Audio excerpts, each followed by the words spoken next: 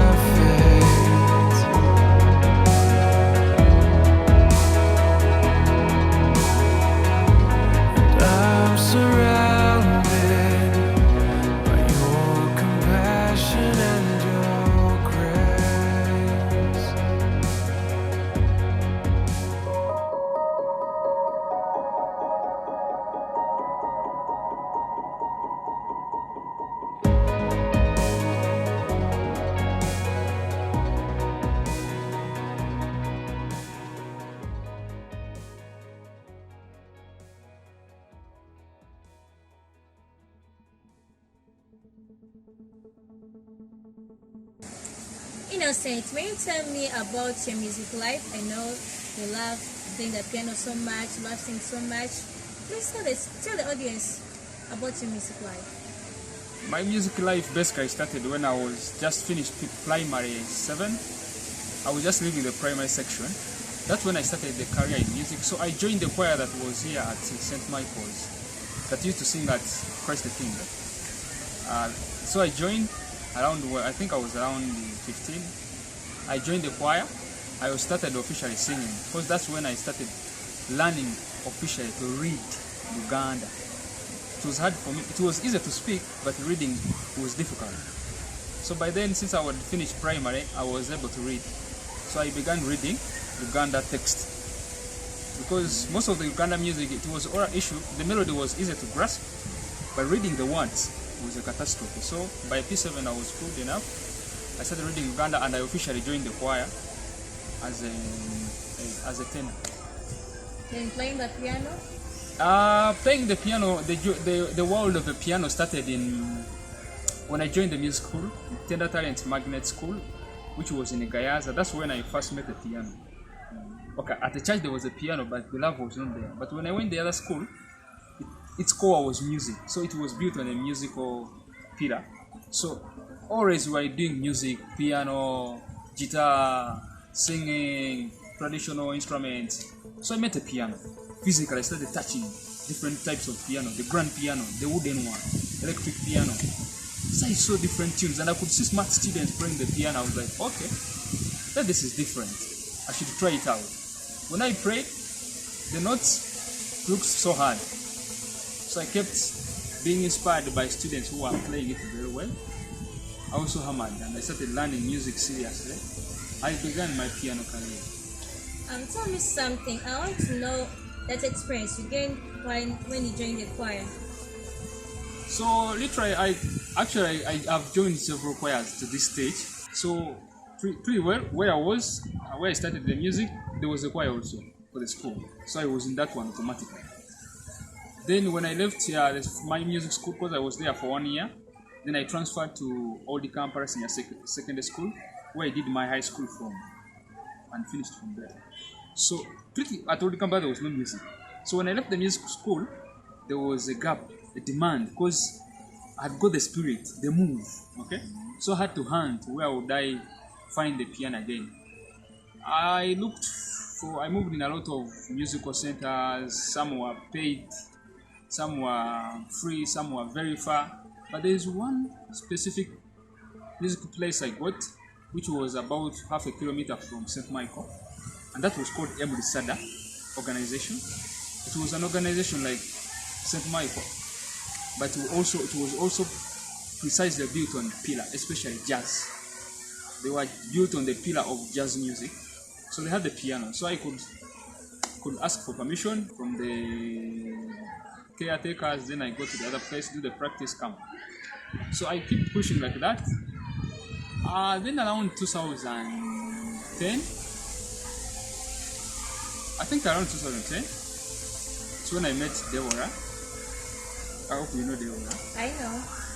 Madame Deborah, yeah. Yeah, I know her. Yes. I met her, we met her, she came here, she visited us here at St.Micheal for the first time. She was so interested in the way we lived here. I think she was moved by our way of life. So we reached out to her and she donated the piano. So we got our first piano here. Pretty like after 2 years when she visited us, we got our first piano. So the whole of my senior 4 vacation, I had a piano here. So I used to practice from morning to evening, every day. Mm-hmm. That's how I got the grips of solo learning, being able to learn on my own. I was pretty having a good pace of piano career. That's how I began my piano career. But I wanted to know your experience with choirs you've joined. Now with the choirs, I joined a lot of choirs. First, the 2 I've mentioned.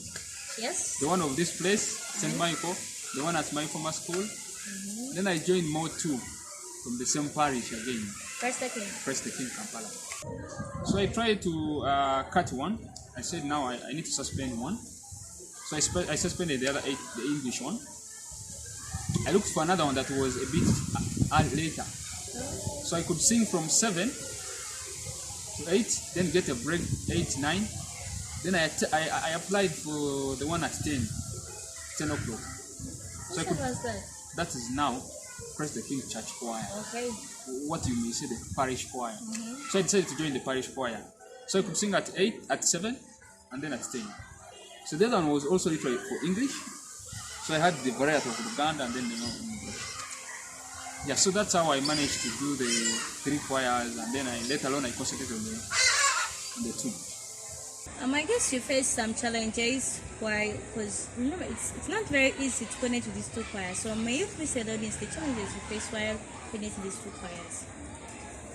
Okay, the challenges I got connecting with the 2 choirs, they're pretty minimal. Because now with choir of St.Micheal, our practice used to be here within St.Micheal, and that was Saturday, one day. Because this was Uganda, easy. The language that you speak on a daily basis, you just need the single practice. You do have a mixture of other languages. Our core mass is Luganda, so the core music should be Luganda. But if you mix 1 or 2 English songs or 1 or 2 Swahili songs, it doesn't make a much. Because we're young people, we learn quick and faster. We could learn a song in 2 hours. The following morning we perform it. So, whereas the challenge I faced in the other choir was because I was at the university. Now, transport. These are different locations. I could move from the suburb because my university is in the suburb of the city. Okay. Then I have to come into the town to do the practices and leave late in the evening. Then come back here. Then come back to where I sleep at night. So it was a pretty challenging thing to move. You had to find a way of finding yourself. Most of the times I could get lifts from my choir members. I told you these were people who are working, these are people who are parents, so they could drive me sometimes and bring me. And our neighbor, the neighbor of St.Micheal, she's called Percy. Okay. She's called Percy. So she's done who used to help She used you. to drive me almost every time. She could drive me and drop me at So the she gate. was in the St.Micheal choir. Yeah, she was in St. and she was very much excited.